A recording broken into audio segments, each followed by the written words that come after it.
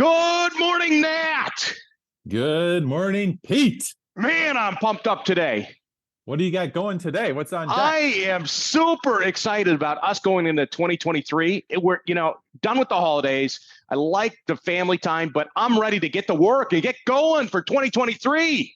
I totally agree. I'm ready for 2023. I was talking to somebody and they said the third time's the charm.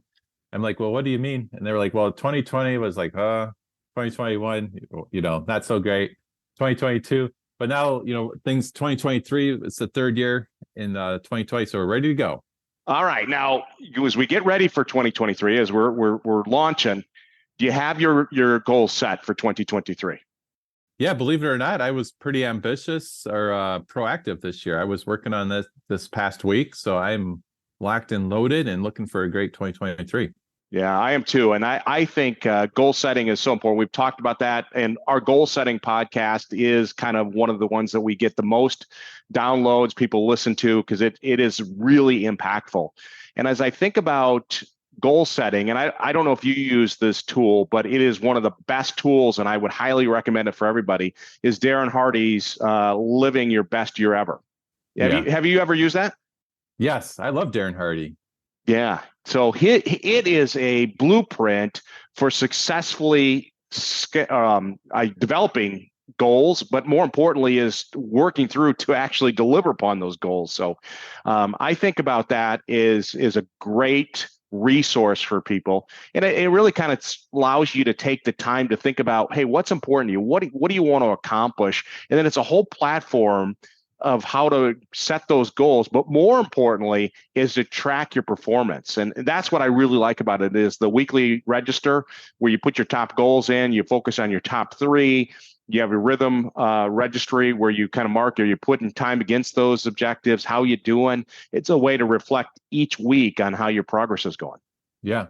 I know it's crazy. I think most people don't even set any goals. They just kind of, go through life, but I love setting goals.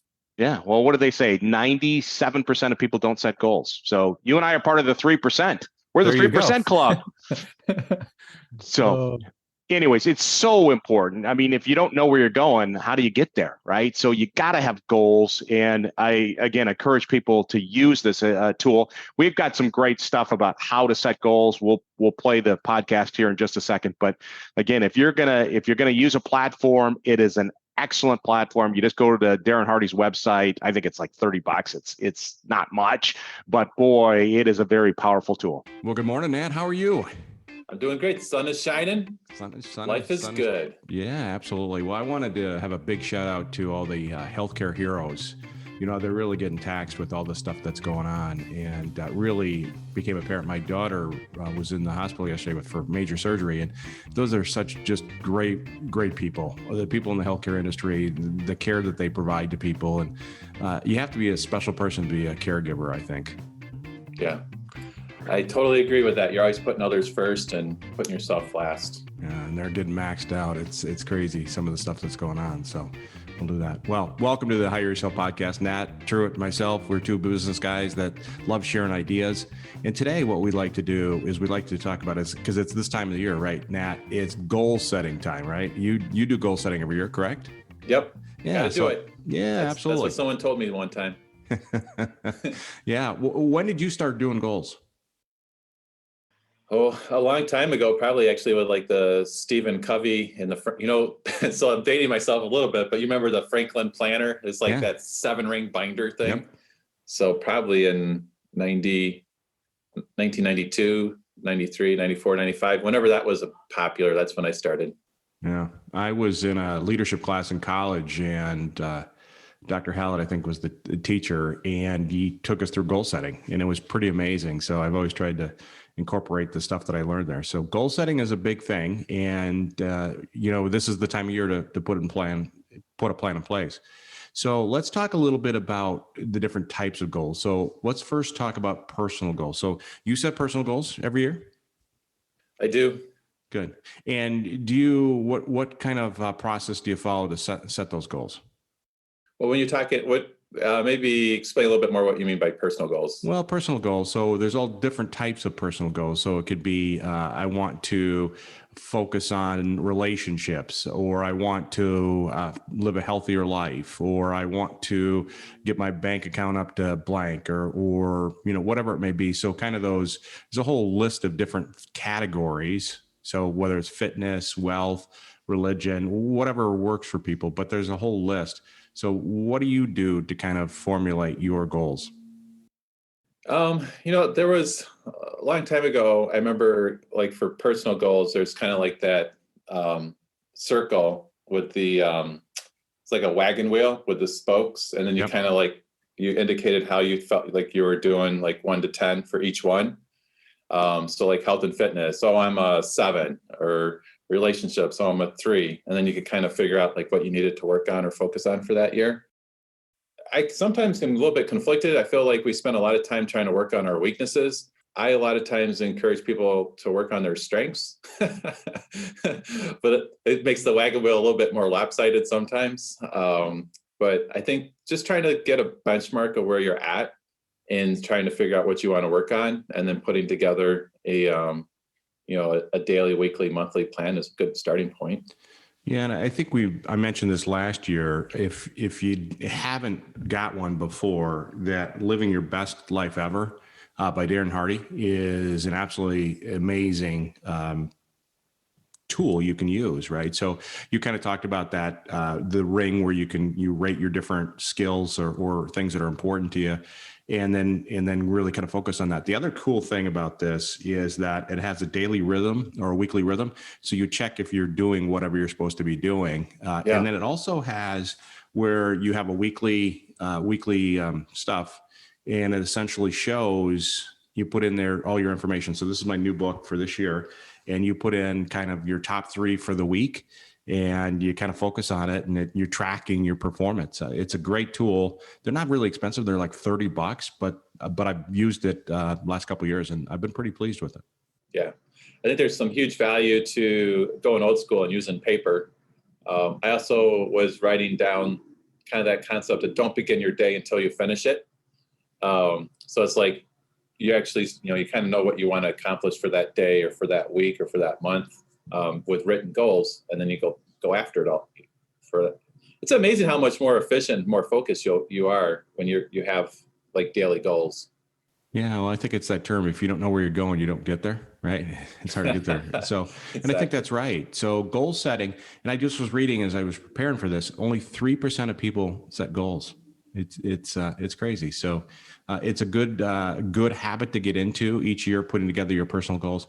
Now, I was reading something also, and I believe this is like keeping your goals positive, and kind of to your point of your strengths. But it's like if you wanted to lose 20 pounds, the goal wouldn't be I want to lose 20 pounds. It would be I want to take my weight I want to weigh 190 pounds at the end of the year, right? So if you're at 210, so putting it in a positive way opposed to something negative.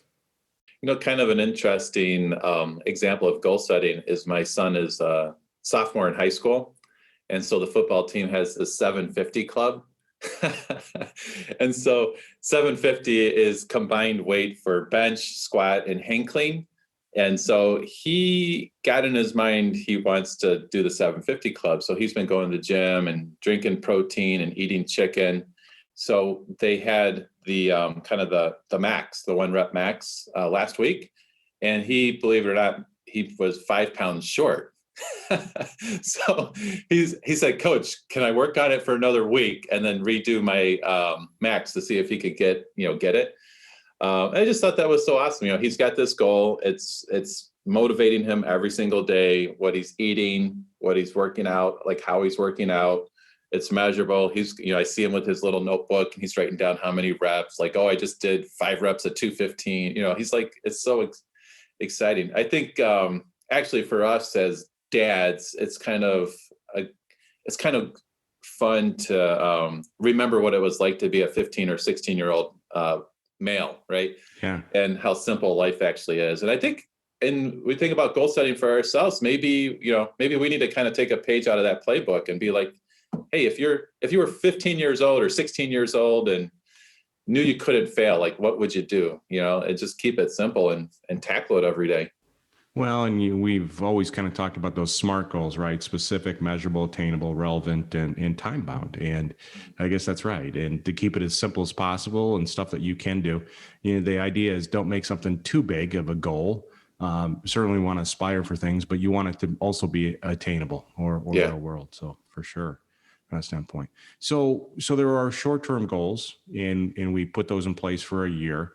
One of the things that I was introduced to, and I really hadn't done it, I was introduced to decade goals. Have you done anything with that? I'm really new to decade planning individually, but how about you? Have you been involved in that?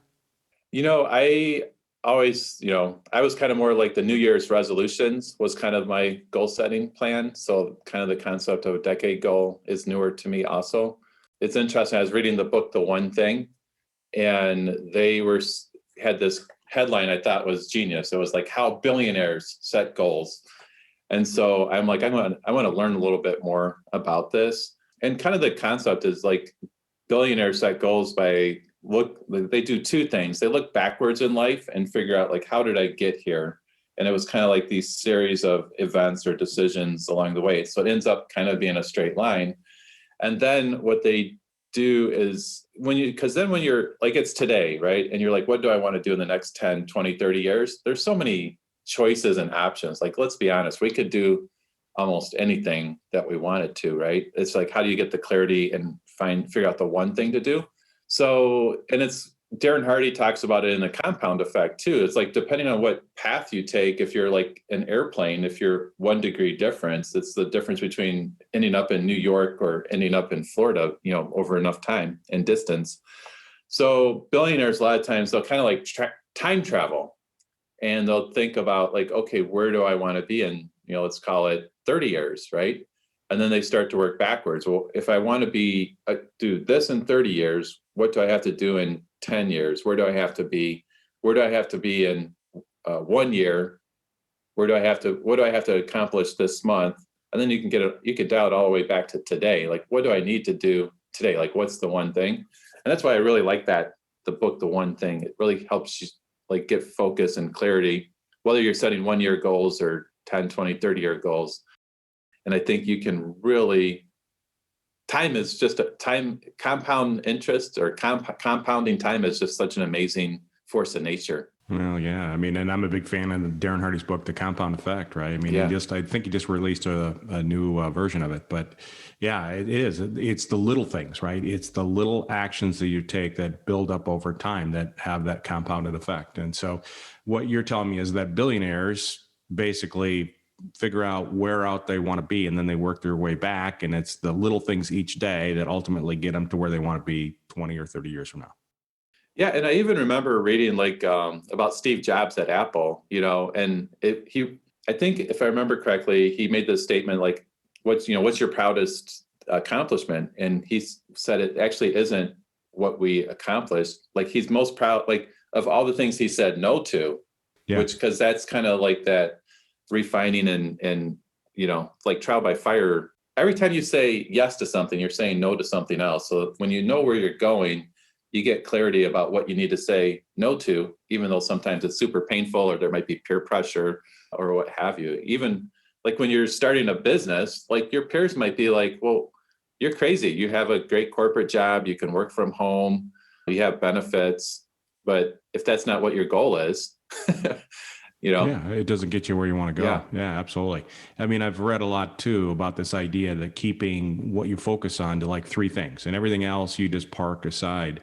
And you hear like Warren Buffett, same kind of thing. They just focus on 3 things, and then everything else they just kind of park it. And I think that's really important as you go through this stuff. So The One Thing, I'll have to get that book. That's pretty cool. Yeah, they were sending me some emails, and I signed up for a goal planning, like an online goal planning workshop. So I'm going to start doing that, and I'll let you know how it goes. Looks pretty good. Very good. No, I know we have a goal setting template for people to use on our website, so that's certainly available for people to use. We probably should do one for. I don't even know how we create one for decade planning, but we should probably extend that out to decade planning. Add a 0 instead of 1 year, it's 10 years.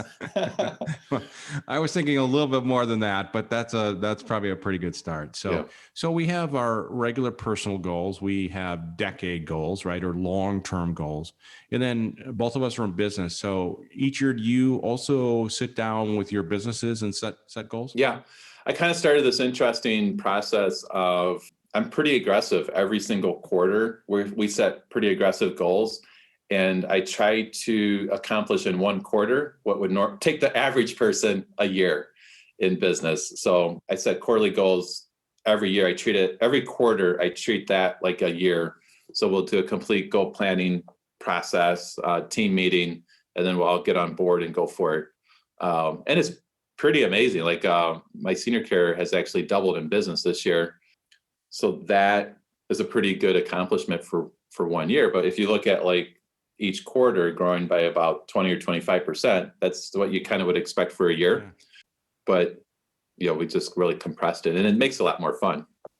Now, do you use any kind of tool to kind of focus on that? Is like, I think the book Traction that I've read about. Yeah, that was a huge help. And then so every week we have these weekly pulse meetings, and everybody has a number, and they're like thumbs up, thumbs down. So we know how all the key indicators are going every week.